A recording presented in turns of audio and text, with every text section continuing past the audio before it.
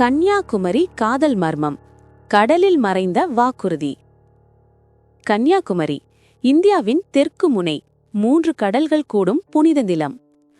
அங்கே ஒவ்வொரு மாலையும் சூரியன் மறையும் போது கடலுக்கு நடுவே ஒரு சிவப்பு ஒளி தோன்றும். சிலர் அதை சூரியன் பிரதிபலிப்பு என்கிறார்கள். ஆனால் கிராமத்தார் சொல்வது வேற கதை. பல ஆண்டுகளுக்கு முன் மீனவன் அருண் எனும் இளைஞன் கடற்கரையில் மலர் விற்பவள் தீபாவிடம் காதலில் விழுந்தான்.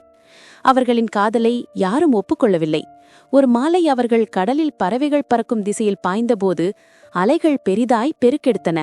அந்த இரவு அவர்கள் திரும்பி வரவில்லை. அதற்கு பின் கன்னியாகுமரி கடற்கரையில் ஒவ்வொரு மார்ச் மாத 21ஆம் தேதி சூரியன் மறையும் நேரத்தில் கடலில் நடுவே 2 நிழல்கள் இணைந்த வடிவம் போல தெரியும் என்றும் மக்கள் சொல்கிறார்கள். சிலர் அதை ஒளிமாயே என்கிறார்கள். ஆனால் வயதான மீனவர்கள் சொல்வார்கள், அது அருண் தீபாவி தான்மா. அவர்கள் காதல் நிறைவேறாததால் கடலே அவர்களுக்கு தங்குமிடம் தந்தது. இன்றும் சில இளம் ஜோடிகள் அந்த மாலை நேரத்தில் கடற்கரையில் கைப்பிடித்து நின்று நமக்கும் அந்த காதலுக்கு நம்பிக்கை வேண்டும் என்று மெல்ல சொல்வார்கள். இதுதான் கன்னியாகுமரி கடலில் மறைந்த காதல் மர்மம்.